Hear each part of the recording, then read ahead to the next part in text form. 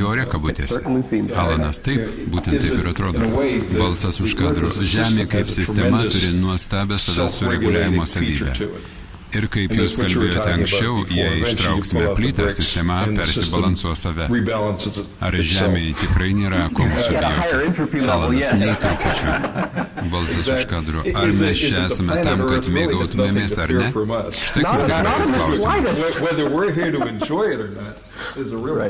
Ir ar mes norime pasiimti trečdalį planetos gyvybės su savimi? Argi mes nesame atsakingi už milijonus rūšių planetoje? Jei mes kalbame apie milijonus žmonių, pakalbėkime apie milijonus kitų rūšių. Jei kalbėsime apie atsakomybę, tai pereikime prie globalaus ir didelio paveikslo. If we're going to talk about responsibility, let's go global here and think about it in a big picture. Aš parašiau šią pasakėčią šiandien. Aikštėje pasirodė grupelė svetimšalių. Jie sėdėjo ratu ir turėjo peilius. Ir kiekvienas iš jų badė save. Miestiečiai prie jų priėjo ir žiūrėjo šokiruoti į kraujo klaną trykštantį iš žaizdų. Ir kažkas paklausė, ar jūs suvokate, kad jeigu ir toliau tai darysite, jūs nukraujuosite mirtinai? Ir tie besibadantys žmonės sako, manome, kad jūs esate per daug pesimistai. Nejaugi jūs nemanote, kad koks nors naujas koaguliantas bus išrastas, kol tai įvyks?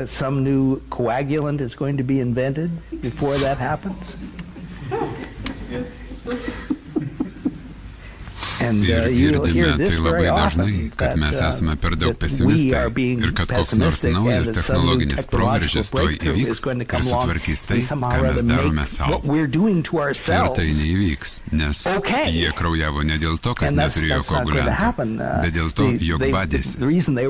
Ir mes esame žemės naikinimo procese, nes mūsų yra per daug. And we're in the process of destroying the earth because we're becoming too numerous. And balsas už kadro. Ir mes labai veiksmingai tai darome. O taip, taip. Miškų nykimo tempas nemažėja pasaulyje, rūšių nykimo tempas taip pat didėja. Balsas už kadro. Taip, aš ir sakau, mes tai darome vis veiksmingiau ir veiksmingiau. Alanas. Ir žmonių skaičius, išaugantis per laiko tarpą, taip pat auga. Kaip sakiau anksčiau, kas sekundę mes vis pridedame po 3 žmonės. Ir kaip kažkas pasiūlė, įsivaizduokite tos žmonės priešais jūs eilėje į kiną. Arba namie, jūs bandote pasidaryti puodelį kavos ir kas sekundę prieš jūs atsiranda 3 žmonės. Man tai būtų mažytė problema, aš mėgstu kavą. Ir tai nėra, kad mes turime tik nugalėti tų 3 žmonių problemą kas sekundę. Mes tai turime padaryti dabar, nes kitąmet bus 3,5 žmonių kas sekundę, o po 3 metų jau bus 4,5. It's not that we have to overcome this problem of 3 people being added every second. It's that we have to overcome that right now.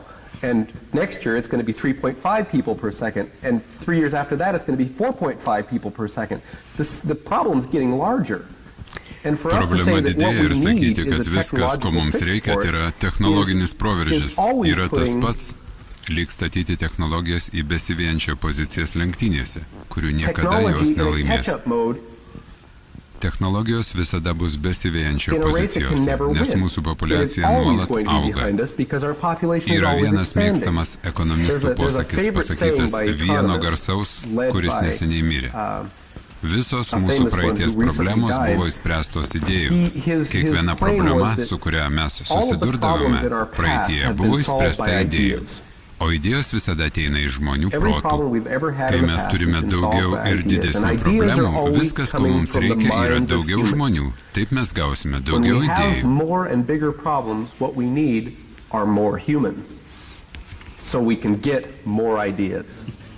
Ir tai buvo gerbiamas, pelnęs pasaulinį pripažinimą ekonomistas Julian Simon. Jo mintis reiškia, jog viskas, ko mums reikia, tai tiesiog skatinti populiacijos augimą kaip tik įmanoma daugiau, nes išeitis atkeliaus iš naujų žmonių protų. Ir aišku, kapitalistinėje visuomenėje, kur mes norime auginti savo rinką, tai yra gerai. Tai ekonomistas su neribotu požiūriu į pasaulį ir požiūriu į neribotų išteklių pasaulį. Balsas už kadro. Na, aišku, viskas veikia iki tam tikro taško. Mes tik nežinome, kur tas taškas yra, kur tas šiaudas. Gali būti už mūsų. Balsas už kadro. Negaliu atsispirti nepakomentavus. Atrodo, žmonių rasė yra labai mažai evoliucionavusi tam, kad nuolat būtų reagavimo režime. Tai, ką jūs apibūdinote. Mes laukiame, kol problema atsitiks, o tada sprendžiame ją. Vietoj to, kad paklaustume savęs, ko mes norime. Kas man atrodo kaip rūšies evoliucijos aukštesnė forma. Man atrodo, kad kiekybė nėra labai įdomu, bet žinoma, kokybė yra kas kita. Tiesiog replika. I mean, growing quantity here is not very interesting, but certainly quality would be. So, just a plug. Kas yra tai, ko mes norime? Aš norėčiau turėti ilgesnės atostogas kasmet, bet atrodo, kad kasmet aš praleidžiu vis mažiau ir mažiau laiko atostogaudamas. Aš norėčiau turėti kokybiškesnį gyvenimą ir aš įsitikinęs, kad kiekvienas to norėtų. Taigi, kaip mes tai pasieksime? Aš esu tikras, kad žmonės sakytų jums, gal tai tik tiesiog žmonijos likimo įrodymas? Barškolės, kurios kanda gyvius ir sušvirkščia jiems nuodus, o mes kertame atogražų miškus. Kodėlgi ne, mes tik įvykdome savo likimą ir turbūt dėl to mes čia esame. Argi tai nėra tiesiog natūralu?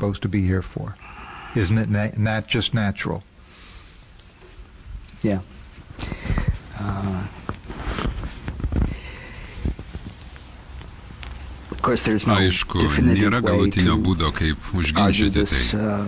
Bet aš atsigręžiu į istoriją ir sakau, kad žmonės gyveno šioje planetoje 3 milijonus metų to nedarydami. Ir tik viena kultūra iš visų, kurias mes žinome čia gyvenusias, tai daro. Ar žmonės klaus, argi netiesa, jog mūsų protėviai išmedžiodavo kitas rūšis iki išnykimo?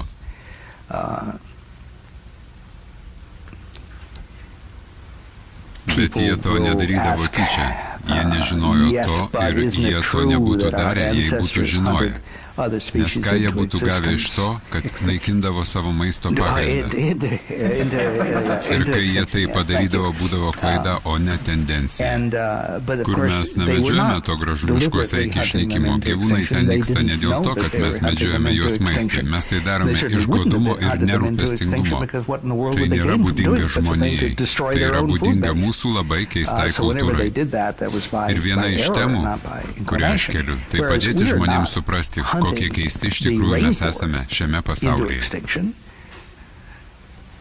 Ne kokie charakteringi, ne kaip mums nulemta buvo tokiais tapti, bet kokie keisti mes esame. Vienas iš mūsų didžiausių keistumų yra visiškas atsidavimas darbui, susinaikinimo link.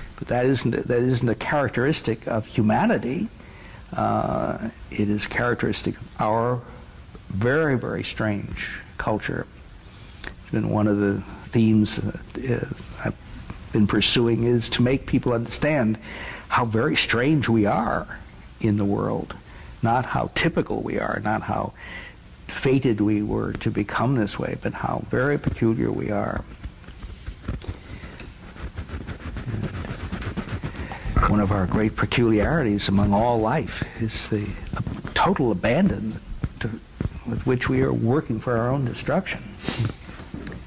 Balsas už kadro. Ką man jūs davėte, bent jau skaitant knygas, tai leidote nueiti į Titaniko vairinę. Mes galbūt jau Titanike, bet bent jau žinau, kad galiu nueiti į vairinę ir galbūt nuvairuoti tą šmykį aplink ledkalnį, kur motina kultūra norėtų. Kad aš likčiau 4 klasės kajutėje ir tikėčiau, kai jie sako, kad viskas bus gerai. Whereas mother culture would like me to stay down in steerage and walk around going, they say it's going to be okay. Jie siunčia vairininką iš kito laivo. Mes laukiame vairininko iš kito laivo. Tikimasi, kad atvyks bet kuriuo momentu. Mes tik laukime to išradimo, kuris padarys mus ledkalnio nepramušamais. balsas už kadro, bet dalykas tas, kad vyksta ir geri dalykai. Mes vis dar tempėme su savimi daug bagažo ir spėju, kas palaiko tą bagažą dominuojantį, tai meilė valdžiai. Aš norėčiau, kad mes turėtume pakankamai